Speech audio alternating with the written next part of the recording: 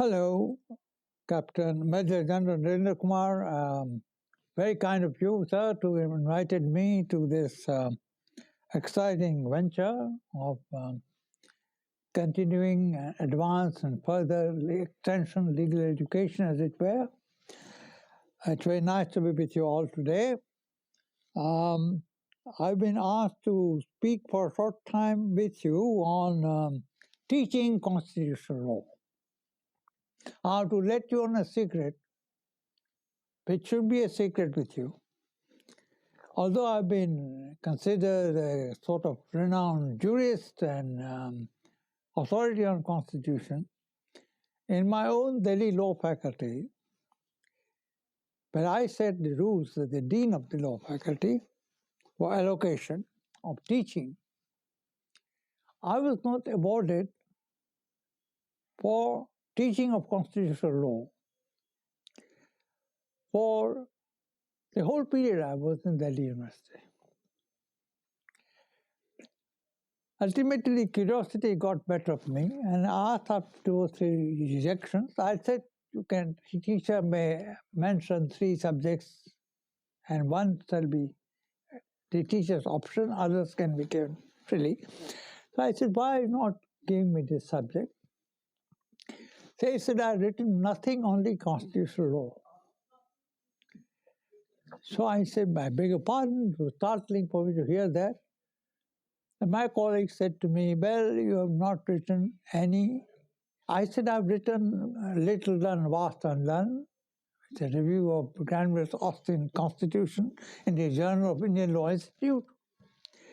I've written a book on Justice Matthew, collected works, speeches and judgments, plus long introduction. I've done many other things. They said, no, that might be very well, Professor Baxi, but you've not written a textbook or a treatise on the constitutional law. I salute those who write textbooks and treatises on constitutional law. And I confess I have not written anything. I've written a great deal on constitutional law, but I've not written a book or a treatise or a textbook on constitutional law. I salute people who have done it because they've done inestimable labor and work. But I can't write a textbook. So, in a sense, I'm very grateful to the Allocation Committee, whose decision I could have challenged and even changed, perhaps, by dint of my seniority and authority.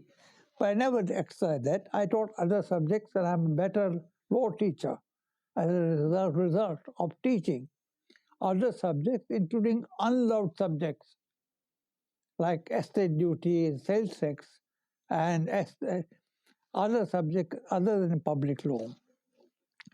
So perhaps, my friends, my first advice to you is I say this because it seems to me that a law teacher must have the experience of teaching as many subjects as possible.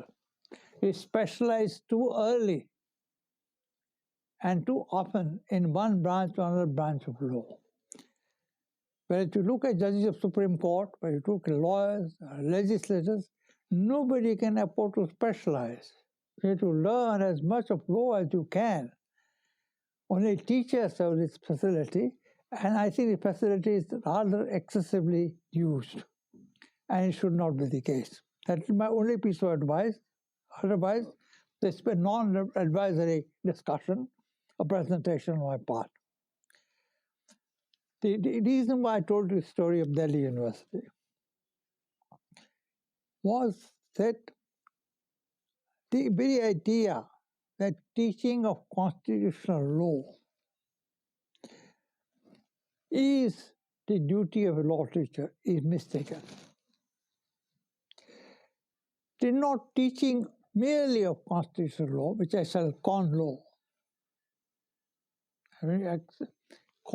Con law, pros and cons, make law. Arguments for and against. Law as confidence trick makes also for con law. So very often, con law is a term of many meanings, but I use the word con law here to mean constitutional law. I say, while it's important to study constitutional law, it is more important to study Constitution itself. And what is more, not merely should teachers of common law study Constitution itself, but all people, all citizens have a duty under Part 4A of the Constitution to study the Constitution as a whole. The Constitution is not exhausted by knowing constitutional law. In fact, some would even say constitutional law is a very small part of the totality of the Constitution. I'll come to that if I have the time. But let me explain this a bit in detail. Long time ago, I wrote in 2000, I think Cardo's Oral Review, an article on state formative practices. The Constitution is always present in formation of the state, in development of the state. It is not related only with law, it's related to development of law and society as well. So I made a distinction for my American audience between 3 C's. What were the 3 C's? C1, C2, and C3.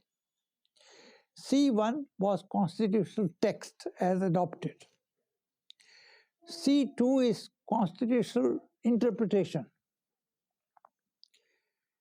And I concentrated mainly on judicial interpretation. Article 141 says, the law declared by the Supreme Court shall be binding on all courts throughout the territory of India. And Article 144, 144 says that it shall be the duty of the civilian as well as armed authorities, armed forces authority, to implement a Supreme Court decision in case it is called upon to do so. So it is rarely used, but that's a provision in the Constitution. The Constitution is the law of the land, which binds every citizen and every organ of government. And that is C1.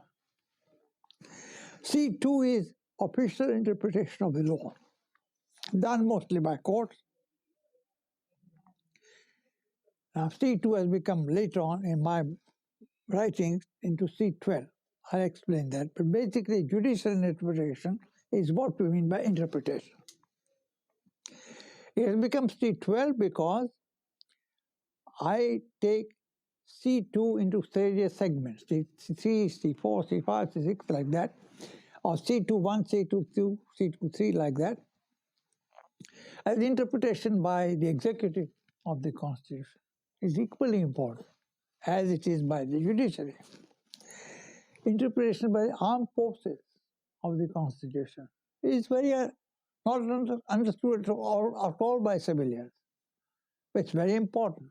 Interpretation by business and corporations of the Constitution. These do not exhaustively amount to judicial interpretation, but they are interpretation by media of the Constitution. Interpretation by religious organizations, which matters a great deal, how they see the Constitution. Interpretation by political parties. There are also citizens, aggregation of citizens, and so on. So C2 is not only interpretation by the courts. C2 is a wider category of citizen interpretation. For example, you cannot understand the development of the Indian Constitution without understanding a man called Mohandas Karamchand Gandhi. There's no way. Justice Krishna Iyer and Justice Bhagwati and many other justices have very often quoted from Mohandas Gandhi in interpretation of the Constitution. Similarly, you can't talk about Indian Constitution without later thinking about Jayaprakash Narayan and his total revolution movement. So, citizen interpretation, although not official interpretation, is as important as judicial interpretation. And most of the time, we don't find the time in constitutional classes, or we don't have the temperament to deal with it. I think it's a mistake. C1, C, just as it's impossible to understand American Constitution only by referring to SCOTUS, that is Supreme Court of United States. There's a man called Martin Luther King.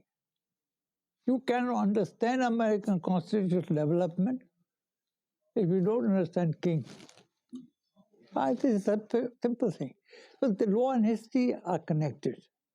Interpretation by the Supreme Court is connected with social development. And C3, of course, C1 is constitutional text, C2 is constitutional interpretation by several agencies. C3, in my opinion, is the normative or ideological theory of what constitution ought to be. And we have this idea of constitutionalism, for example. That's C3. That is culling out and piecing together, knitting together, threading together various interpretations of the Constitution and saying this is the meaning of rule of law, this is the meaning of separation of powers, and so on. All the doctrines of the Constitution. So C3 is important. I'm not suggesting, dear friends, I'm not suggesting a linear relationship between the C1, C2, C3. They crisscross each other. Sometimes C2 molds C3, like the present judgments of the Supreme Court on religious freedom or sector minorities and disabled people.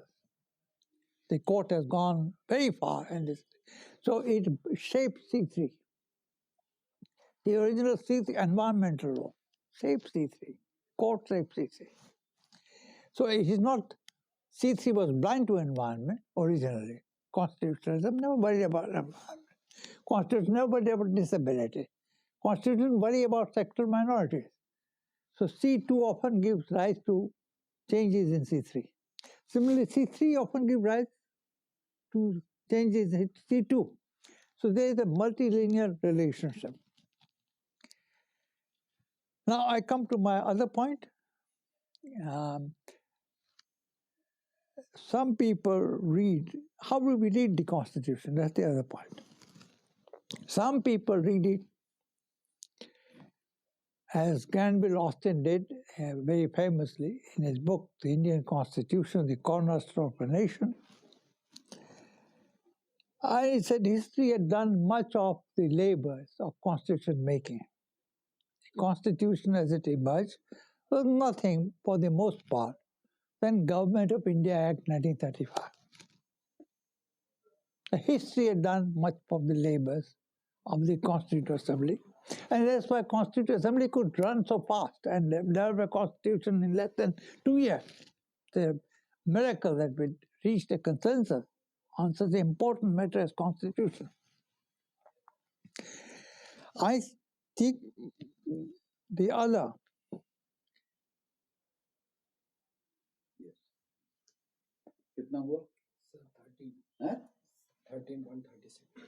13 and a half.